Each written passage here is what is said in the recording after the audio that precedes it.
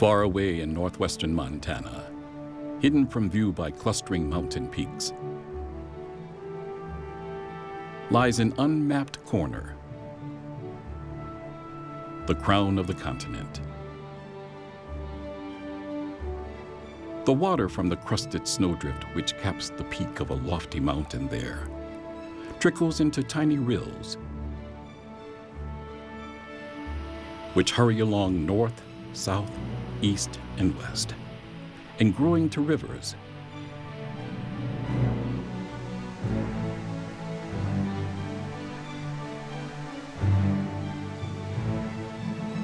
At last pour their currents into three seas. From this mountain peak, the Pacific and the Arctic Oceans and the Gulf of Mexico receive each its tribute. Here is a land of striking scenery. George Bird Grinnell, The Crown of the Continent, 1901. Indeed, the Crown of the Continent was the label given to this magnificent section of the Rocky Mountains by the founding father of Glacier National Park, George Grinnell.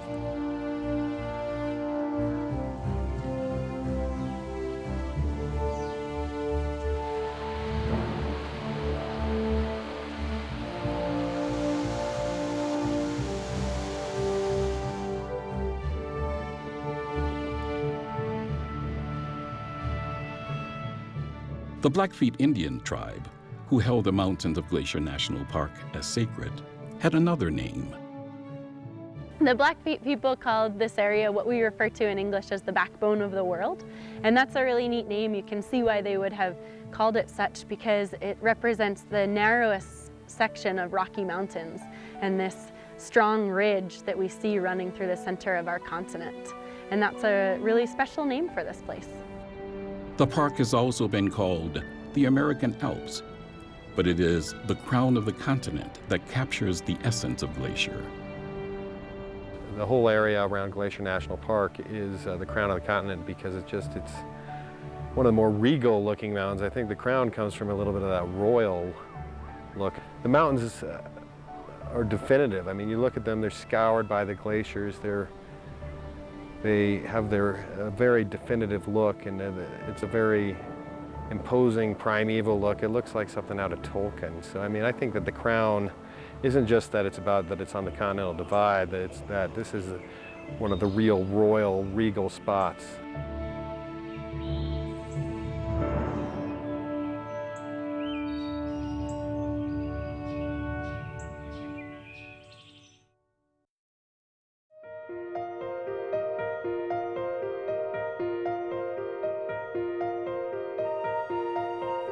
Much of the beauty of Glacier National Park is in the splendor of the mountains themselves.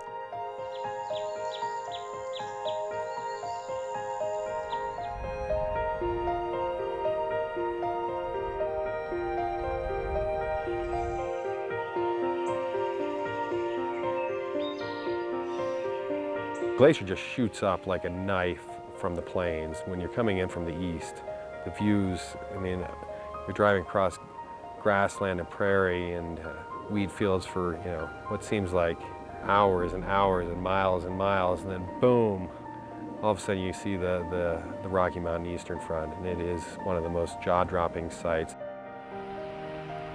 Megan Chason is an interpretive park ranger who sees grandeur in the massive scale of the peaks.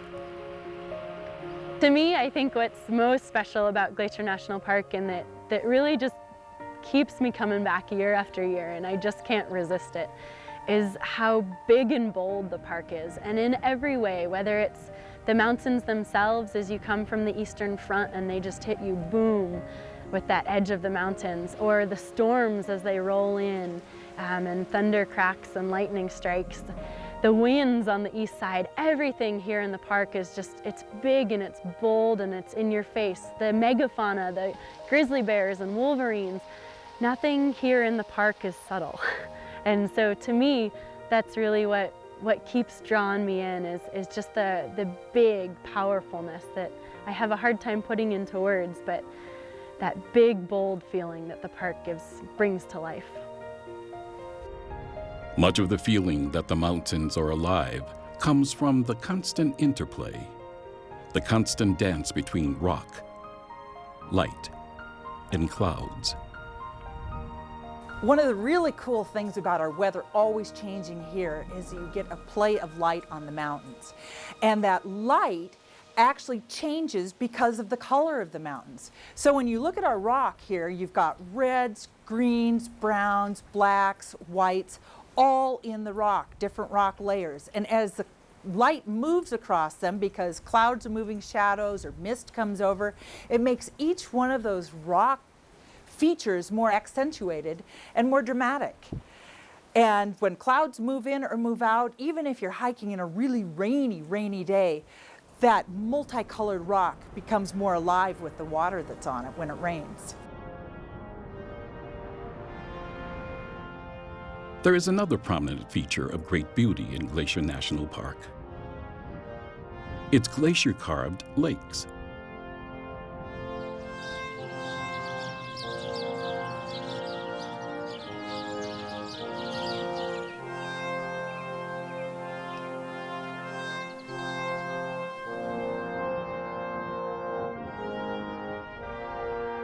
Surrounded by craggy peaks, St. Mary's Lake is one of the deepest. Then there are the multiple lakes of the many glacier region in the northeast part of the park. A unique alpine feeling collection of ancient glaciers, snowfields, and craggy peaks. Lake McDonald is the largest lake in the park. Lake McDonald is kind of the center of activity, of human activity in the park. You've got lodges on it in Apgar Village, and it is, I mean, it's stunning because it's surrounded by these peaks, by this mountain wonderland, and it's just it's got a feel, a very resort kind of feel. It's got these incredible docks that are just so photogenic. I've gone out and taken pictures. You just sit down on the dock and get a snapshot that gets the dock as well as the lake, as well as the mountains in the background. And it's just a picture-perfect spot, Lake McDonald.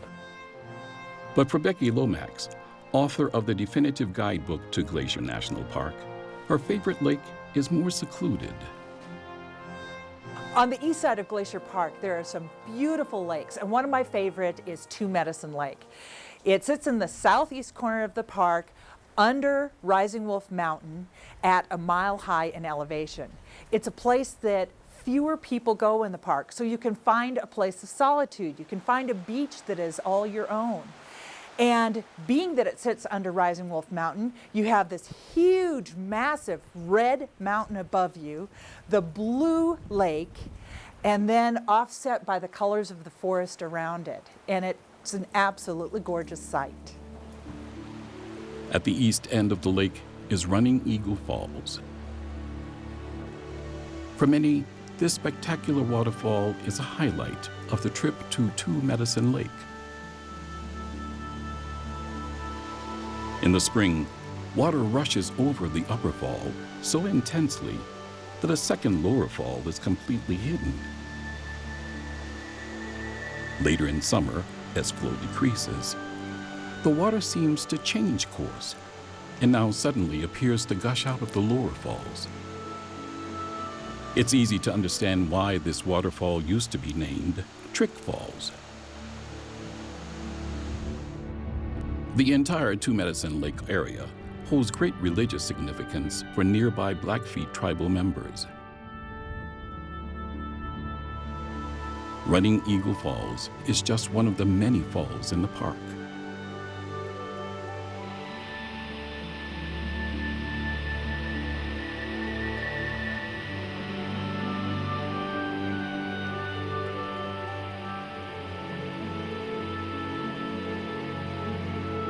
In the spring and early summer, the rocks seem to bleed water.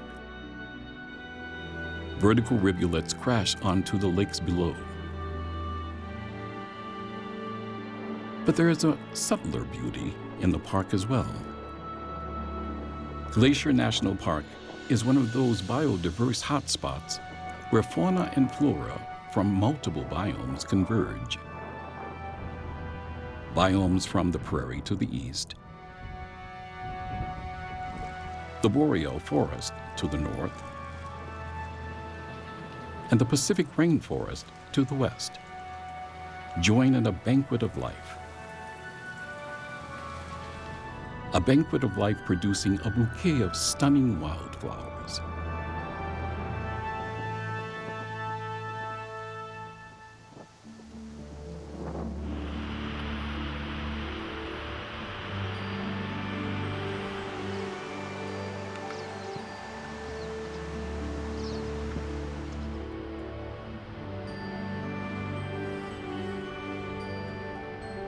Beargrass is one of the largest and most visible of the wildflowers of the park. However, it is not a grass at all, but a relative of the lily family. Probably one of my favorite flowers here is beargrass, and it grows about 3 feet tall.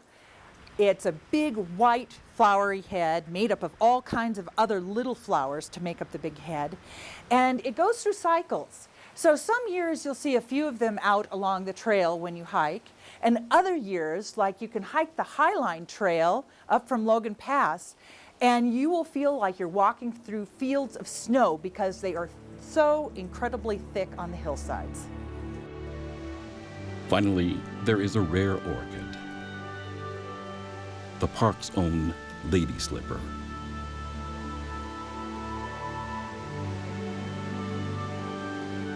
And of course, there are the lush valley floors. Here's your best chance to see the park's famous wildlife.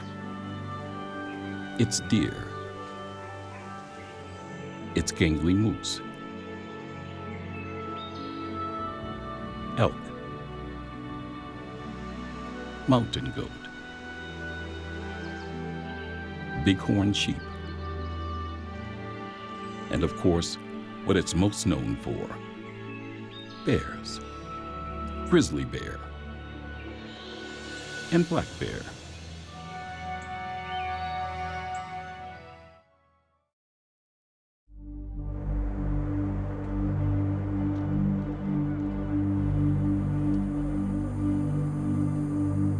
Glacier National Park sits in one of the planet's 3 great mountain chains, the Rocky Mountains. The Rockies stretch more than 3,000 miles from the northernmost part of British Columbia in western Canada to New Mexico in the southwestern United States.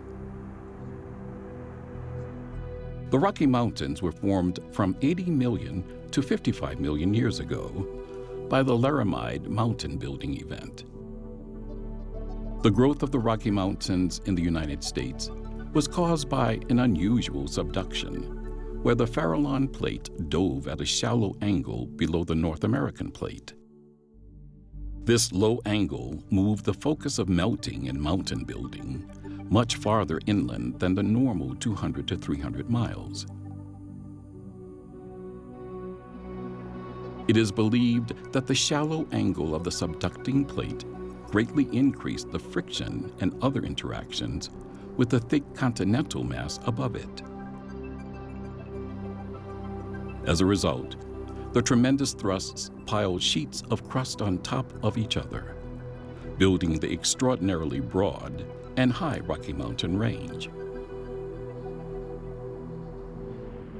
Since then, erosion by water and glaciers has sculpted the mountain range into dramatic valleys and peaks.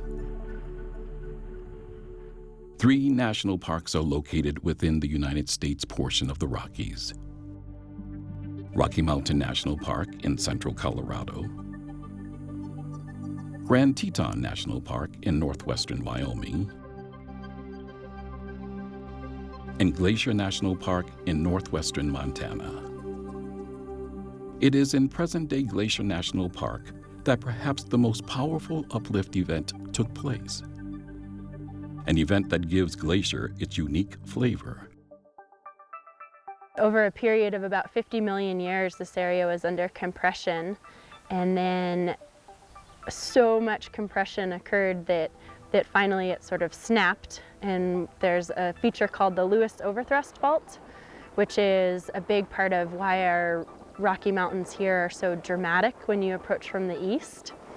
Here, as you come off of the plains, you just hit a wall of mountains.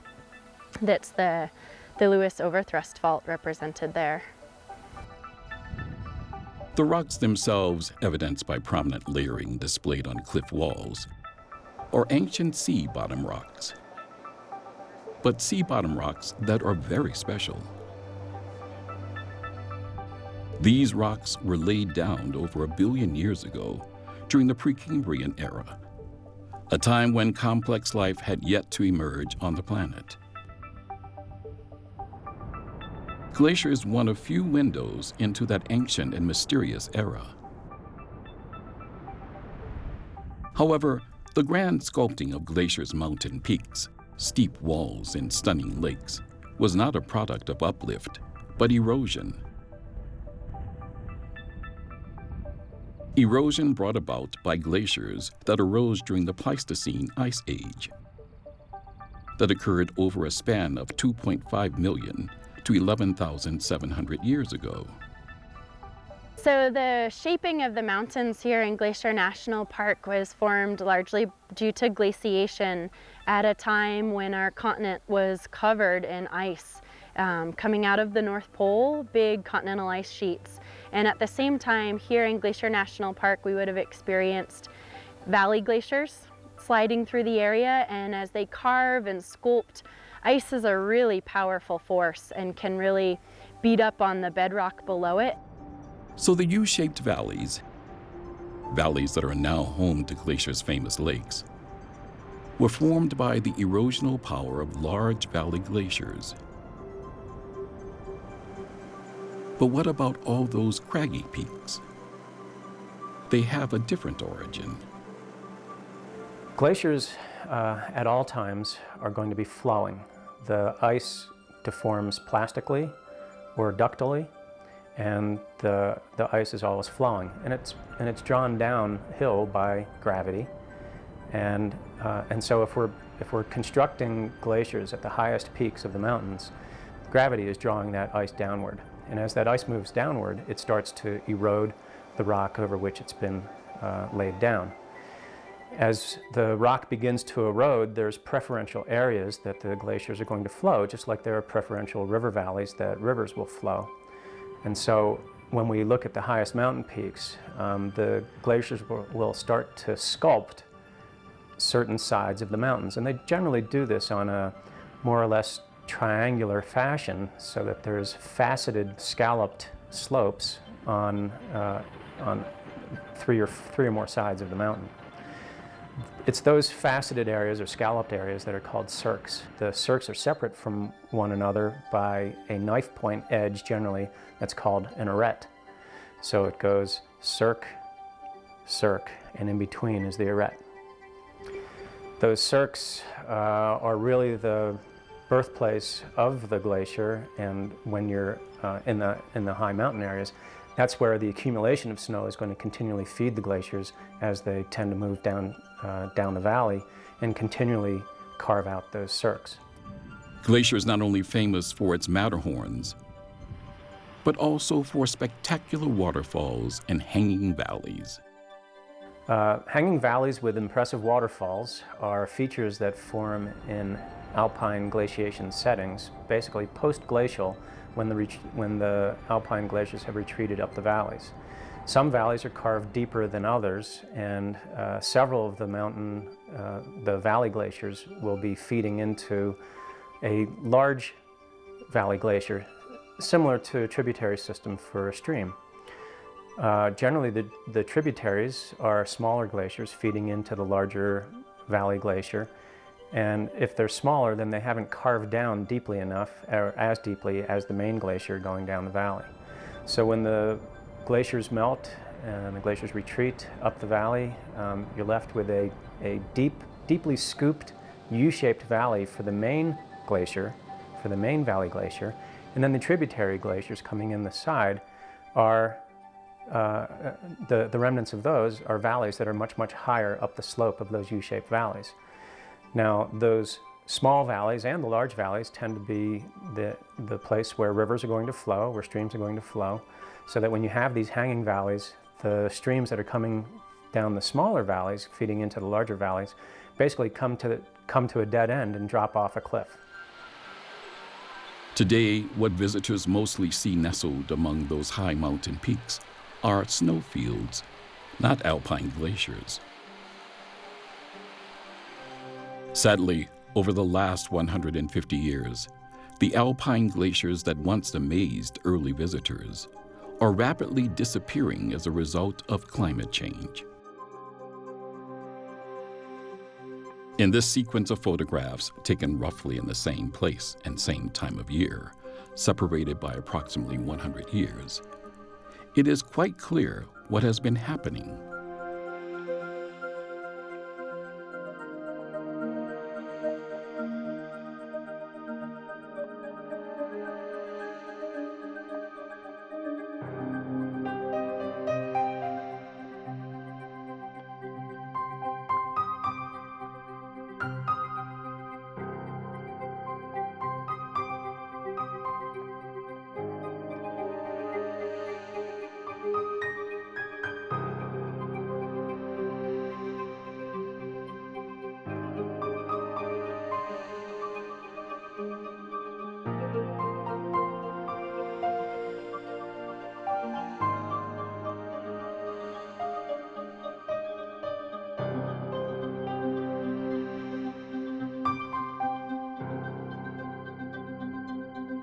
Oftentimes here in the park, as folks are looking around, they see a number of perennial snowfields in addition to some of the small glaciers that we see high in the peaks. And it can be very confusing to determine which is which. Glaciers are ice, dense glacial ice that's moving very slowly, and they're picking up material from the head wall behind them, the bedrock below them, so they're dirty. They've got rock rubble incorporated into the ice matrix. And when the light hits that dense glacial ice, it often refracts in a blue color, or if you see it up close, they look dirty because of all the rock material in them. The bright white patches that we see as we travel around the park are snow that's persisting from this winter, or maybe even several winters. But if it's not moving, it's not considered a glacier.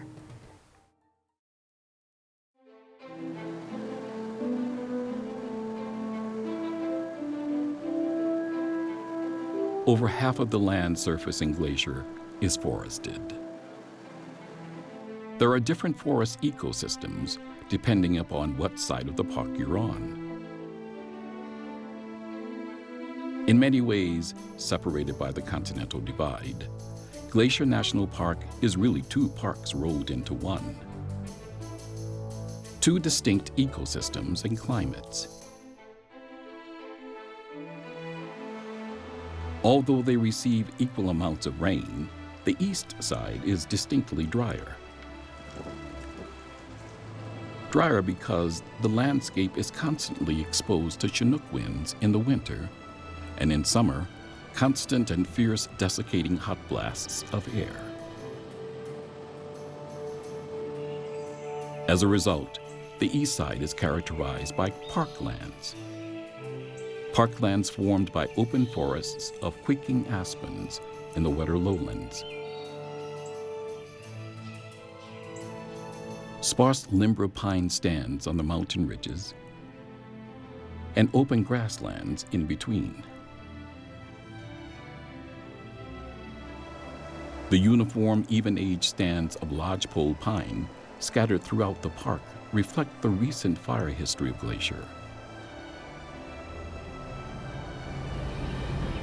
A fire history that is evidenced in many areas of the park, both east and west.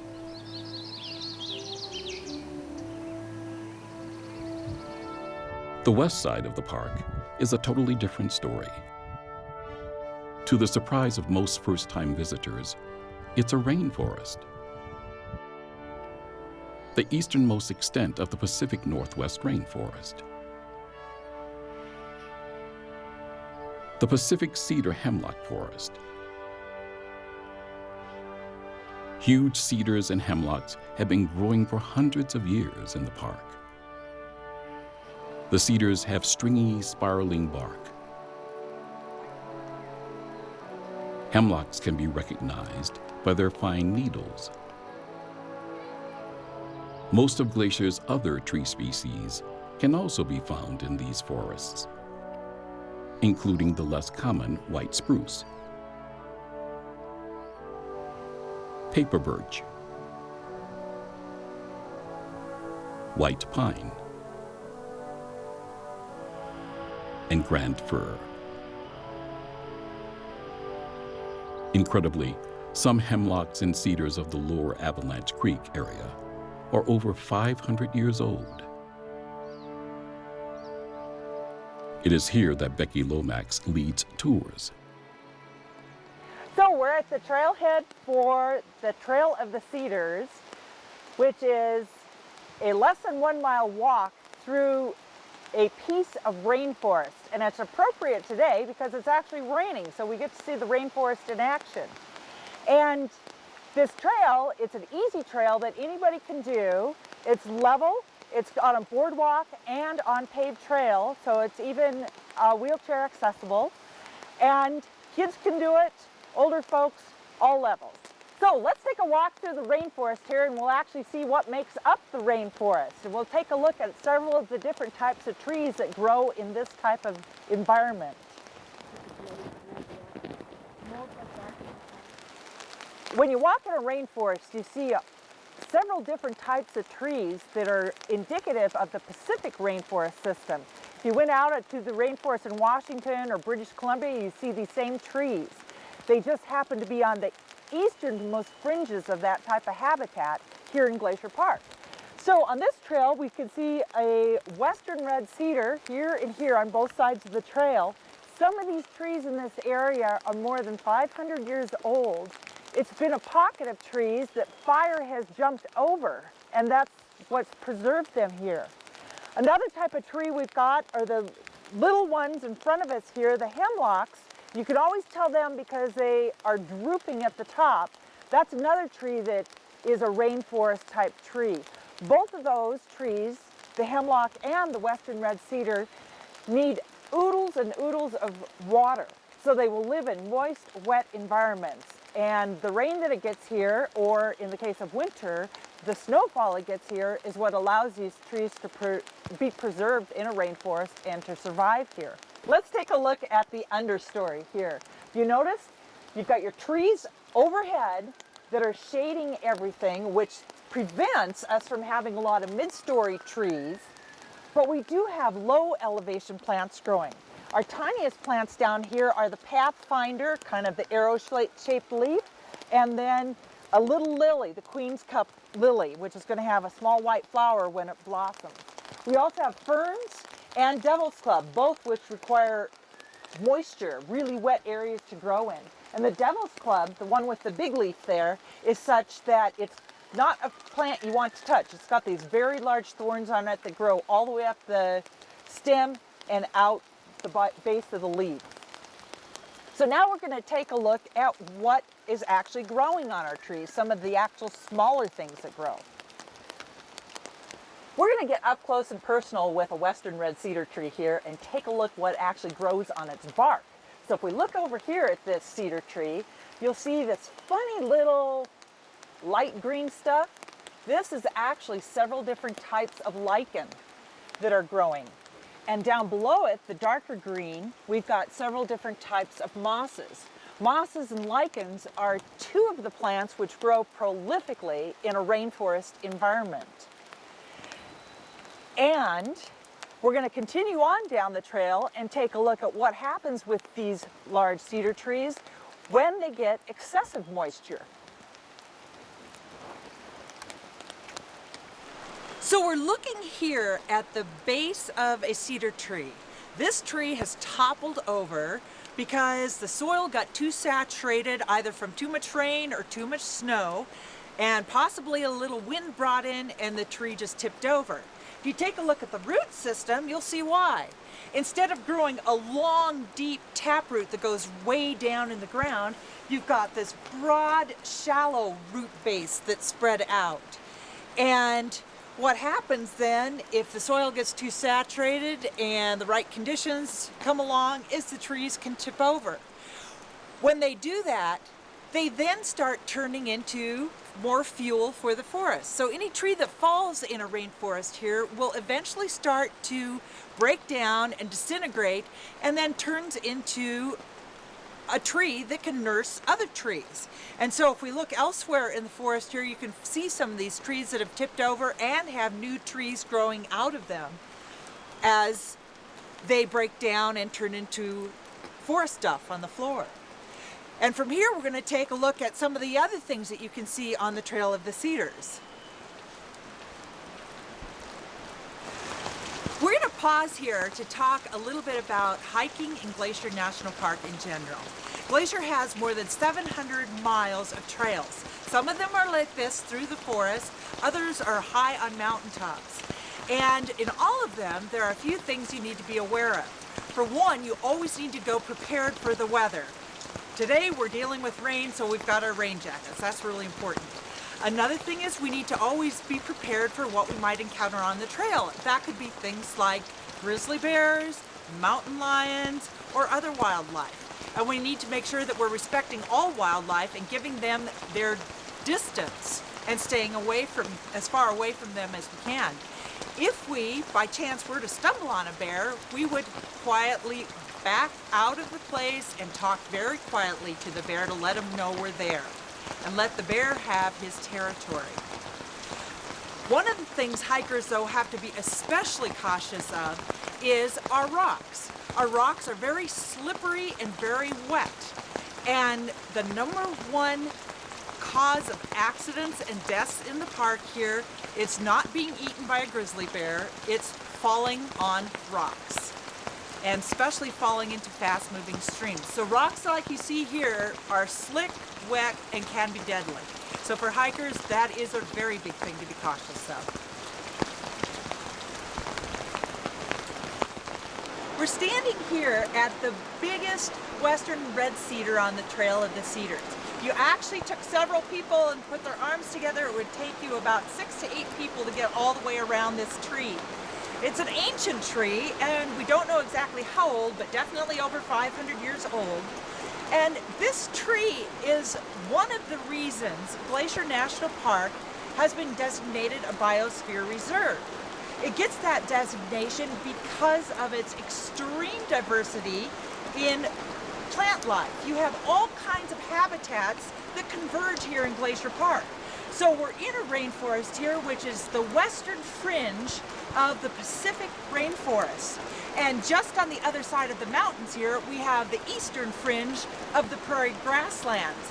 And if we were to go straight up a couple thousand feet here to the top of Sperry Peak, we would be in alpine tundra.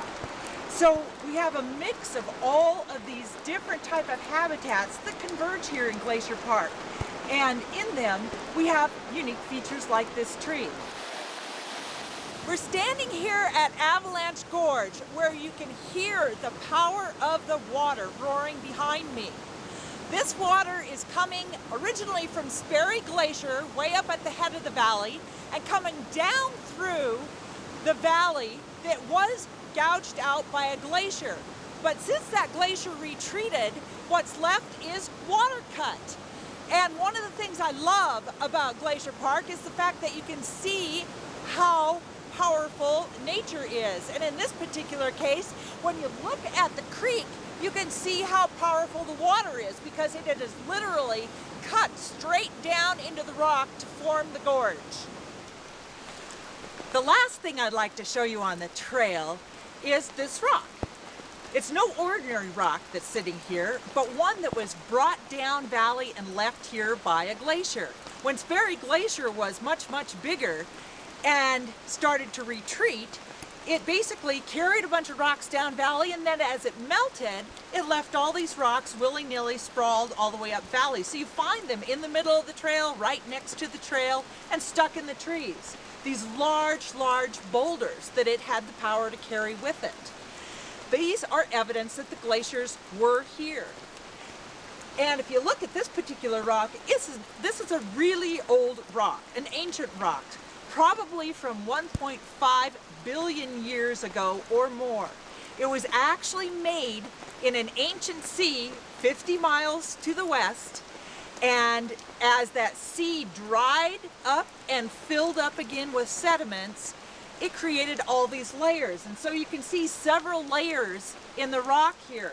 We've got a red argillite layer that has some hematite in it that when oxidized, that is, connecting with the air, it turned red. And this is where you get some of the beautiful colored mountains in Glacier, these big red hillsides from this particular type of rock.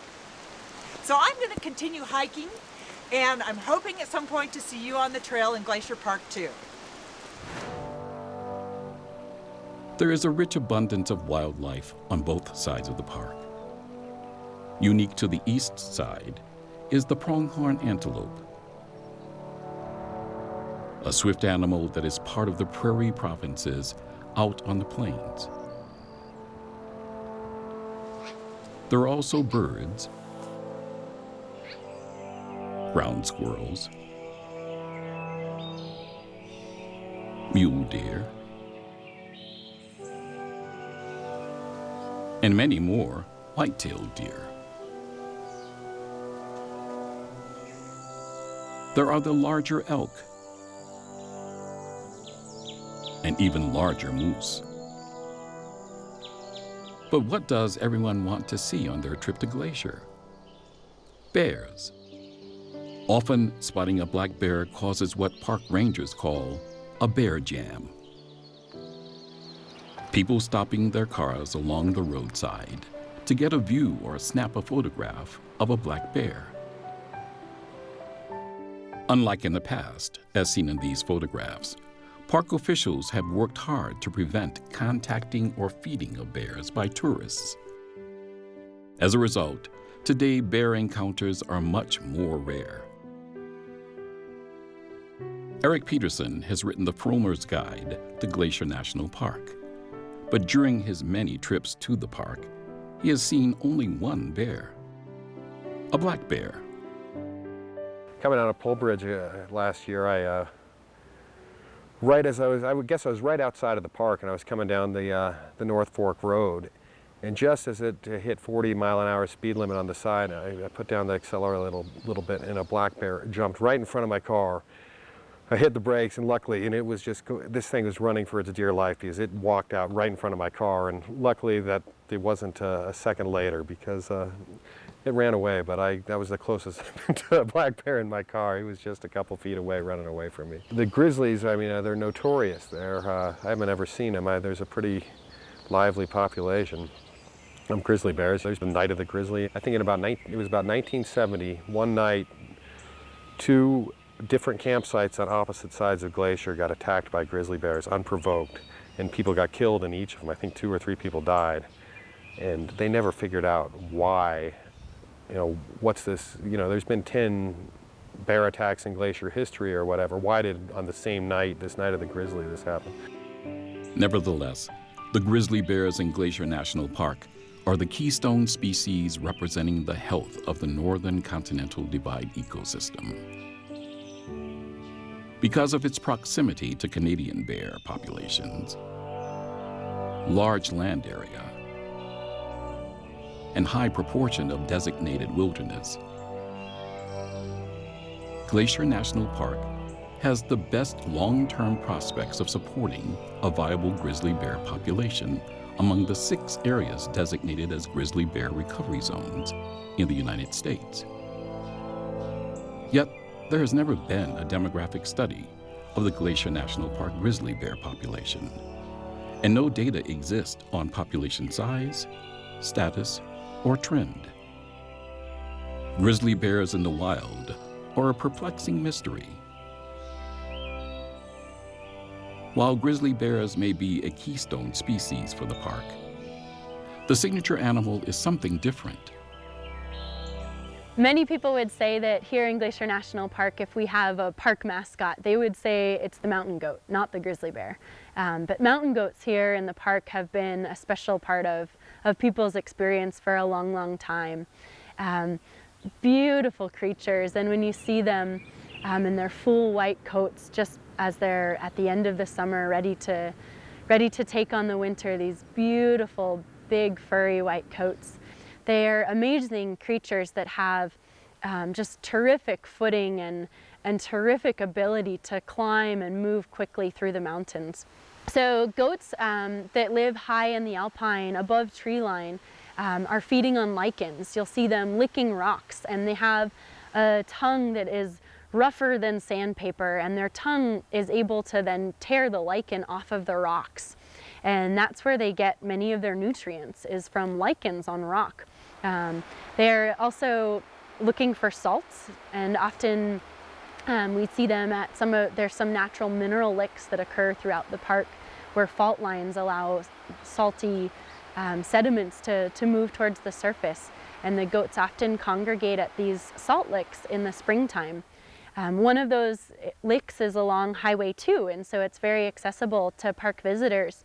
The Goat Lick Overlook, as it's called, along Highway 2 on our park's southern boundary is one of those fault lines where salts are able to come up through a natural fault line along the riverbank, and the goats often congregate there in the springtime when they're deficient in nutrients.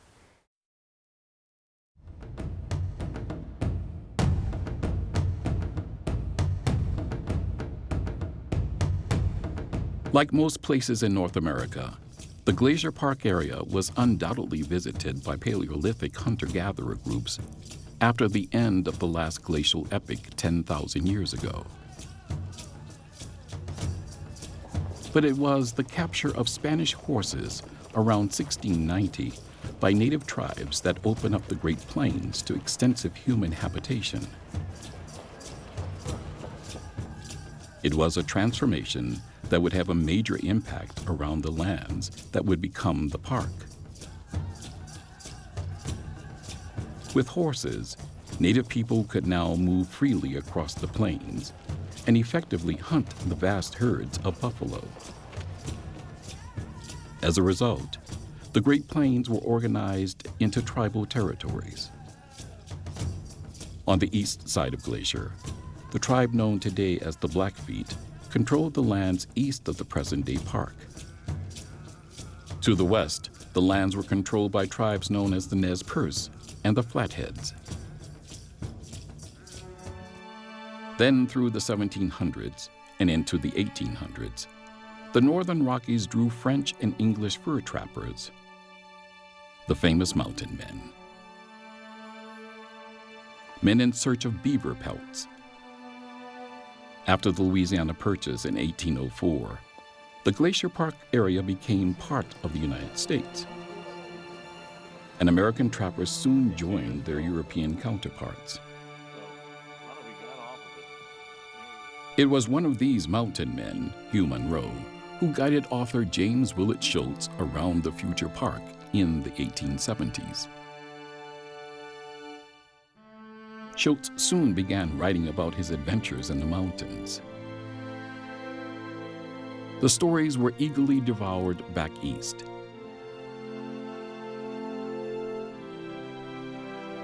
One of his articles, To the Chief Mountain, caught the eye of forest and stream editor George Bird Grinnell. The article described the abundance of bighorn sheep and mountain goats. He wrote, walled in by stupendous mountains, peak after peak of jagged mountains, sheer cliffs thousands of feet high, and a true glacier, at least 300 feet that. As fate would have it, it became Grinnell's passion and fate to explore, survey, and eventually push for the creation of the park. A dream that became a reality in 1910. However, at the time, there were no nearby roads. How were people going to see this glorious but inaccessible wonder? That happened with the building of the United States' last transcontinental railroad, the Great Northern Pacific Railroad. A railroad that extended from Minneapolis-St. Paul to Seattle. It was founded and managed by James J. Hill, one of the truly incredible railroad tycoons. The Great Northern Pacific was the only transcontinental railroad that was built with private funds. The key to its completion was finding a route across the Rocky Mountains. Today, that route, known as Marias Pass, a high mountain pass near the southern edge of Glacier National Park, is still used today.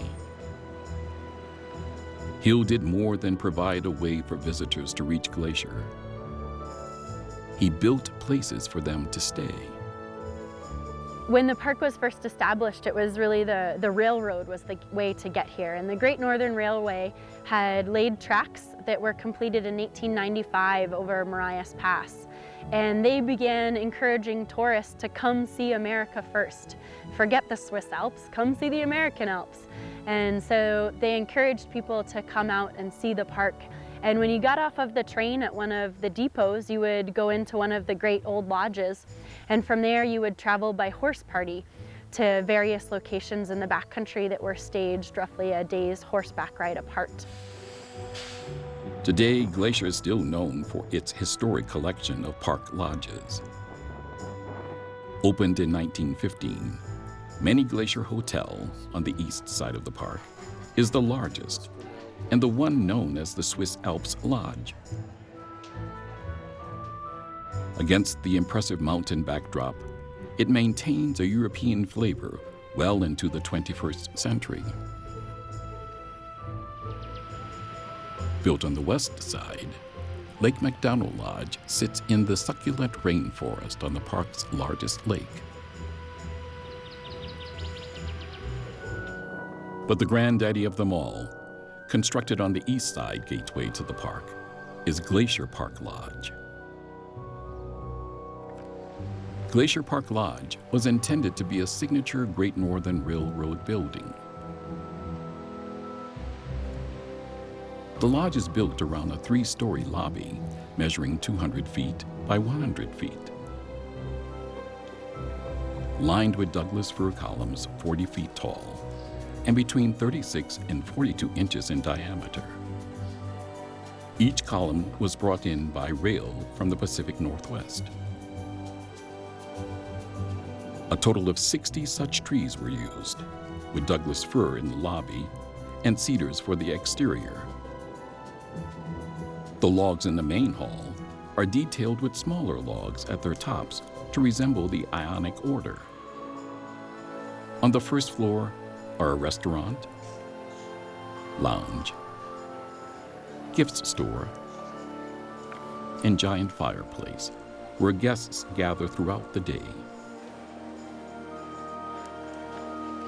The lodge was loosely styled as a Swiss chalet, akin to other lodges built by the Great Northern Railroad between 1913 and 1917. Outside, a flower-lined walkway leads to the lobby.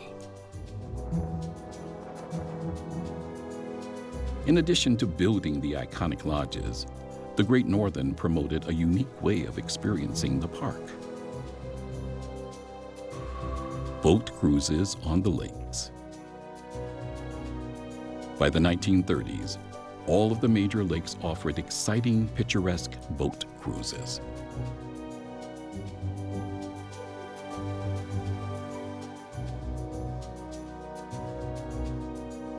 However, the event that turned Glacier into a great park was the construction of the Going to the Sun Road,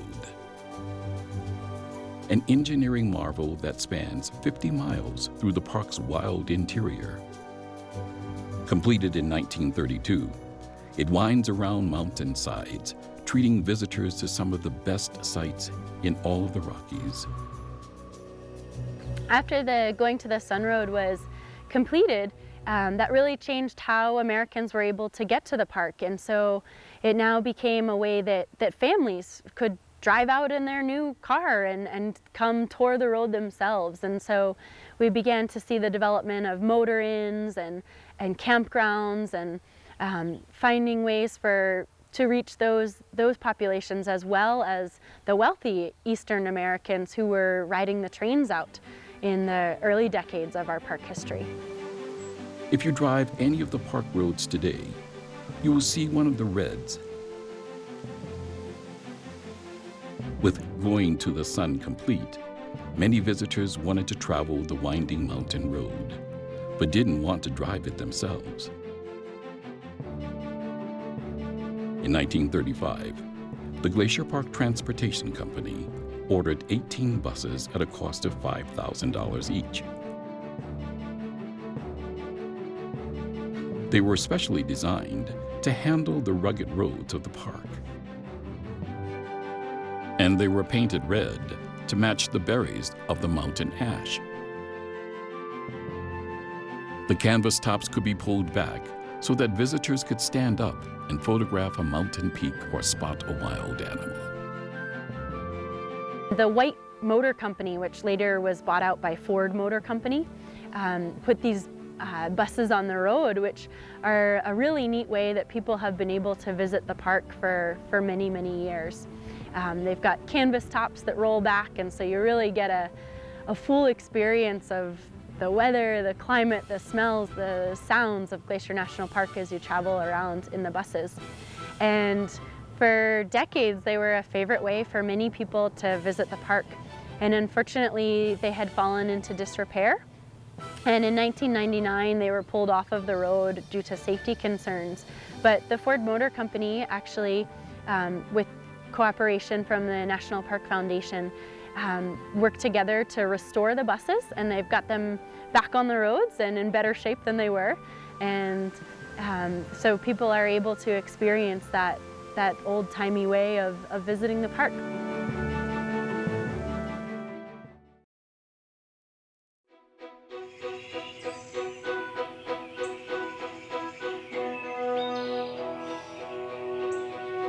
Glacier National Park encompasses 16,000 square miles of a vast, pristine ecosystem that is the centerpiece of what has been referred to as the crown of the continent ecosystem.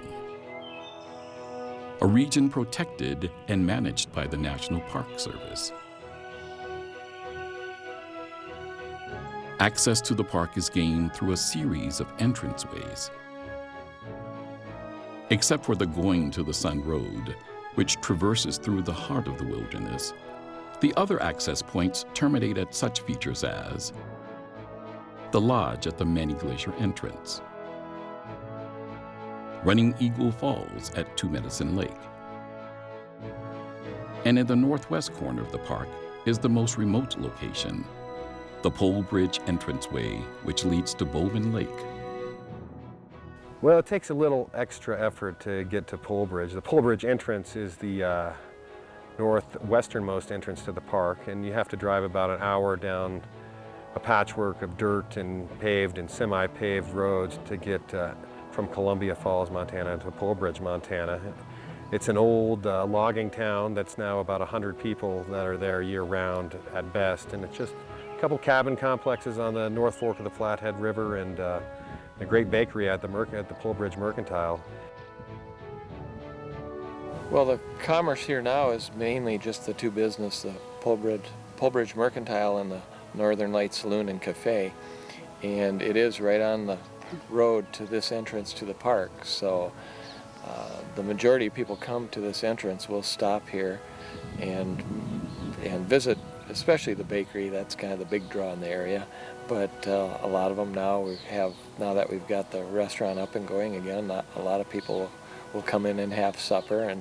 And for the residents that live up here, this is a gathering place still to this day. It was back in the early 1900s, but it's still a place for locals to gather and visit with their neighbors and friends and visit with people they haven't seen for some time. And then we got here in the mid-70s, and we had actually moved in here to open a restaurant in Whitefish, but the prices were too high, so we ended up here, and one night we just served some, I don't know what we served, but they said they liked it, and so we started the saloon and the restaurant with owners Karen and John Gray at the time. This was in 1975, and we kept it for several years, and then our kids were born and we did other things, and the building has been owned by many different people over those years. That's where Bowman Lake is and Kintla Lake, and these are some incredible off the beaten path destinations that get out of the kind of the summer masses that are attracted to the center of the park at McDonald and going to the Sun and Logan Pass.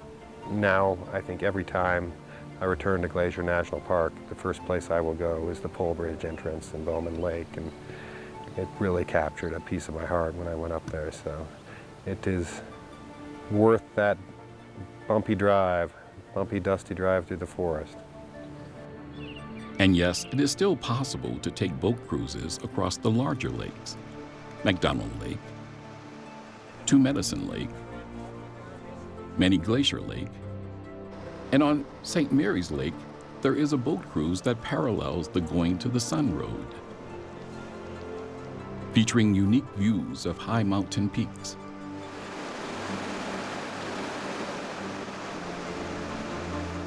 Many superlative glacial features,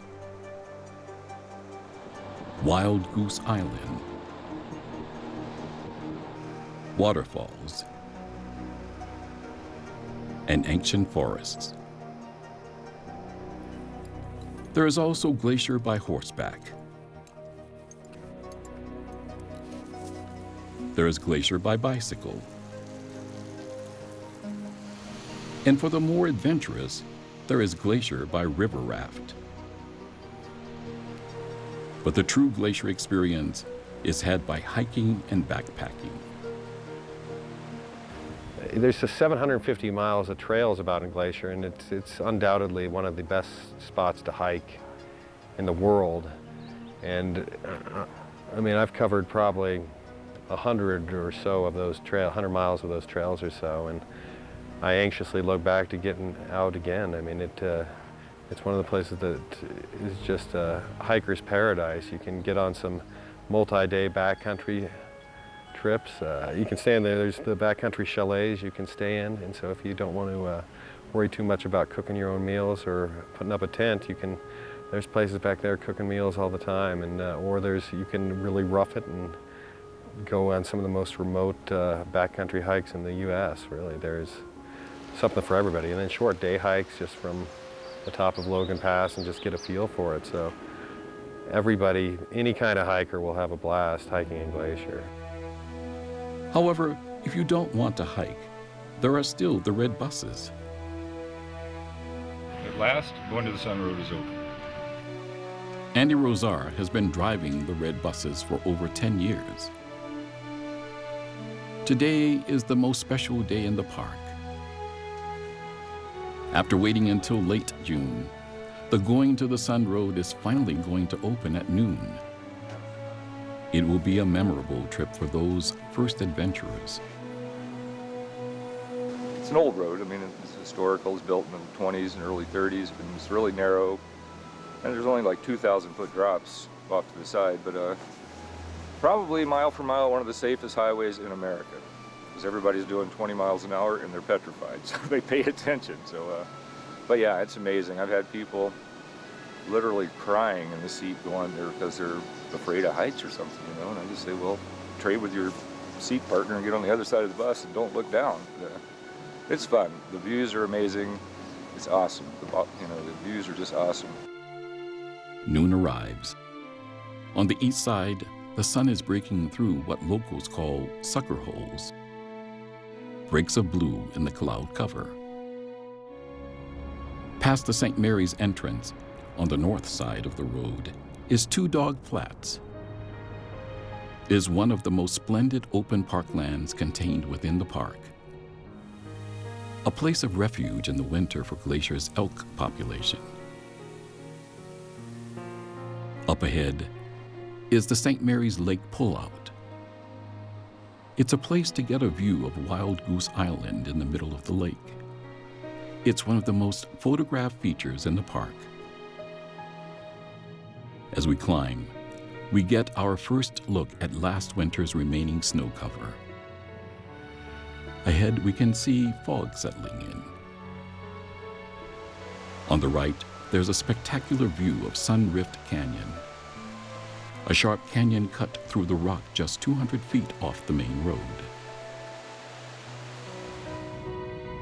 The Jackson Glacier Pullout beckons. This pullout gives the visitor the best view of the world-famous Jackson Glacier.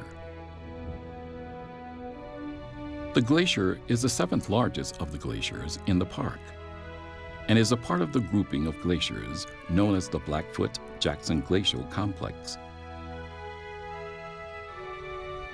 Jackson Glacier rests on the northeast side of the majestic Mount Jackson, which is one of the 6 peaks over 10,000 feet in Glacier Park. Viewing the valleys below is just as spectacular. We pass a large waterfall. Sheer rock and snowbanks are everywhere. There's trouble ahead. The road is under construction, and we are literally in the clouds. It begins to rain hard, limiting visibility. As we creep along at 5 miles an hour, it is clear that only the narrow road separates us from the sheer rock on one side and a 2,000-foot drop-off on the other. Suddenly, we come upon a spot where the water seems to be gushing out of the rock itself. Later, we were told by a red bus driver that he had never seen that phenomenon there before. At last, we reach a place where the fog lifts, and right before our eyes is Becky Lomax's favorite waterfall. You look across the valley, and there is Bird Woman Falls. It is over 400 feet tall. It spills out of a hanging valley where a glacier used to sit, carved a little hole in the midst of these 3 mountains surrounding it. So there's this little hammock at the bottom of the valley, and then boom, this huge waterfall spills out of it. In winter, it turns to ice, and then as the ice melts in spring, the snow up in the valley, hanging valley, starts to melt. Then the waterfall grows bigger and bigger and bigger, gets wider during the summer, and then kind of peters back to a stream in the fall. So it changes all year long, but it's absolutely spectacular. It's all downhill from the lookout.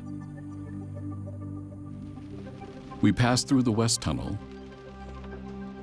Eventually, the road enters the west side's rainforest with its moss-laden understory. Safe at last. It has been an adventure to remember,